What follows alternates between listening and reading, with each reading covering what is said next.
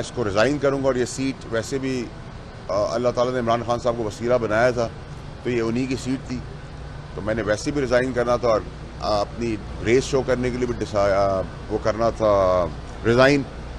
मैं कल इलेक्शन हो, 6 महीने बाद हो या अगले घंटे हो, मैं उसके लिए अहल हूँ और जिस दिन तक मेरा रेजिग्नेशन नहीं जाता उस दिन तक मैं सेनेटर हूँ।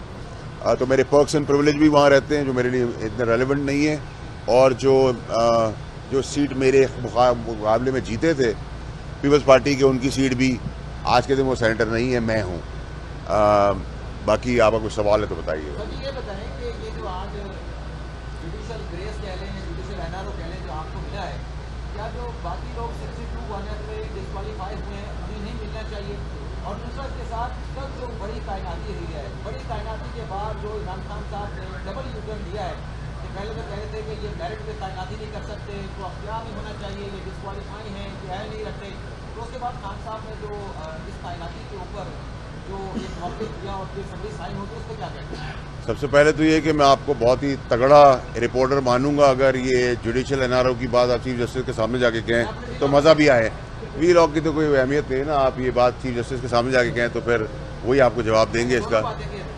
करें नहीं, वो तो आप लोग डबल मीनिंग ना करें ना, फिर आप कहें कि एनआरओ दिया है। दूसरी चीज़ ये कि देखें, मेरे केस में मैं सुप्रीम कोर्ट के ऑर्डर को मनोमन मानता हूँ, उसकी इज्जत करता हूँ, लेकिन पैरेलल जो पिछली मिसालें हैं उसमें एनआरओ नहीं, उसमें तो रीइंस्टेट भी किया गया है, जिसमें सीएम सिंध हैं आज के, सादिया अब्बासी का केस है, मरून रहमान मलिक साहब का केस है, लेकिन अल्लाह ताला ने फतह दी, मैं उस पर कोई डिबेट नहीं करूँगा, मैं मुतमईन हूँ। मैंने जैसे ही कहा कि मेरे लिए 3 लफ्ज़ बड़े इंपॉर्टेंट हैं, मेरे आपके लिए, हम सब इज़्ज़त के लिए सुबह निकलते हैं, शाम को घर जाते हैं। ग्रेस दिखाई है, मेरे लिए कहा गया, चीफ जस्टिस साहब ने मुझे कहा गया कि इंस्पायरिंग कॉन्फिडेंस है और कैरेक्टर दिखाया है। तो यही 3 चीज़ों के लिए मैं और आप हम सारे निकलते हैं, अल्लाह की रहमत है। और मेरे लिए सेकंड इम्पॉर्टेंट चीज़ ये कि फाइनली हाई कोर्ट और इलेक्शन कमीशन का जो ऑर्डर है वो कलअदम हुआ है, नल एंड वॉइड हुआ है, डिफीटेड हुआ है। सर मेरा क्वेश्चन है, पीटीआई के साथ आपका ताल्लुक रहा है, उनको बड़ा प्रॉब्लम है कि ये पीटीवी आपको बड़ी कवरेज देता है आजकल। वैसे मैं भूल जाता हूँ, अब मैं ये पीटीवी का खुद ही पूछ लिया करूँगा कि आया है नहीं आया है, बाकी तो आप दोस्तों को बुलाता था। मेरा ताल्लुक इमरान खान साहब के साथ था, इमरान खान साहब का है और रहेगा, प्यार और एहतराम का रिश्ता। पीटीआई उनकी पार्टी थी तो मैं उसमें था। तो पीटीवी कैसे आ गया? वाडी साहब ये बता दें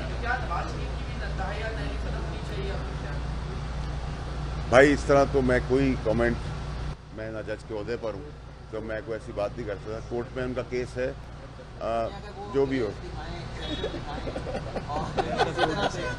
वाडी साहब ये बता दें कि जो इम्पोर्टेंट अपॉइंटमेंट्स होनी थी वो हो चुकी है, अब आप पॉलिटिकल हालात किस तरफ जाते देख रहे हैं? इलेक्शन आपके पास क्या कोई इन्फॉर्मेशन है, कब हो रहेगा, टाइम पर होगा, जल्दी होगा? देखिए, इलेक्शन एक तो तैनाती जो है वो जैसे कहते हैं कि हदीस है कि आयत है जिसका तर्जुमा है कि अल्लाह ताला जिसको इज़्ज़त देना चाहे दे, जिसको ना देना चाहे ना दे। तो कोई अल्लाह ने अगर किसी को देना है तो कोई रोक नहीं सका।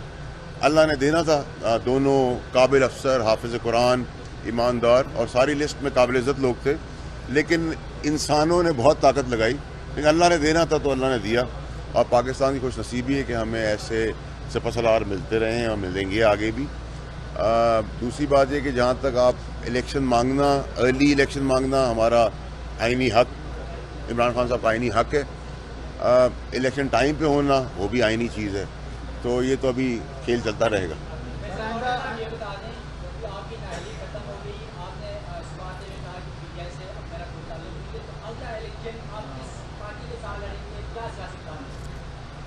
देखिए जी, मैं आपको थोड़ा सा आगे बोलना भूल गया कि मेरा हमेशा से ही ताल्लुक इमरान खान साहब के साथ था और वो इतराम प्यार का रिश्ता है। अभी तो मुझे ना मैं किसी पार्टी में जा रहा हूँ, और अगर मेरी सियासत यहीं तक थी और मेरी सियासत आगे बढ़े, अभी तो फिर कबल इस वक्त होगा मेरे लिए ये बड़ी क्लैरिटी मेरे अंदर कि मैं किसी पार्टी में नहीं जा रहा। अगर करनी भी होगी तो शायद ऐसे ही कर लेंगे। इस्टेब्लिशमेंट के ऊपर बहुत से इल्ज़ामात लगाते हैं इमरान खान साहब और उनके साथी, नाम ले रहे हैं, और आप समझते हैं कि क्या ये दानिशमंदी है या इमरान खान को मिसगाइड कर रहा है और उनकी सियासत को बंद गली में लेके जा रहा है? बंद गली में ले जा नहीं रहे, बंद गली में ले आए हैं। अब अल्लाह ताला से दुआ है कि अल्लाह ताला उनको जैसे हमेशा निकालता रहे।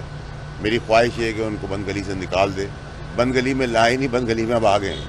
और ये जो नाम लेने का तरीक़ेकार है ये बड़ी ज़ाती है, बगैर किसी शवायद के, किसी के कहने पर। और इमरान खान साहब का जैसे मैं हमेशा कहता हूँ उनकी स्ट्रेंथ और वीकनेस यही है कि वो भरोसा करते हैं।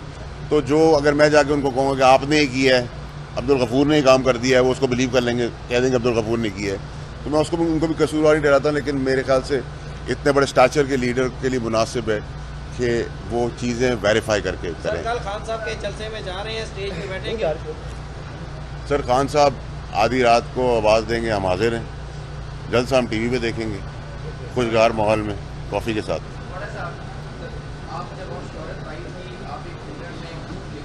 जी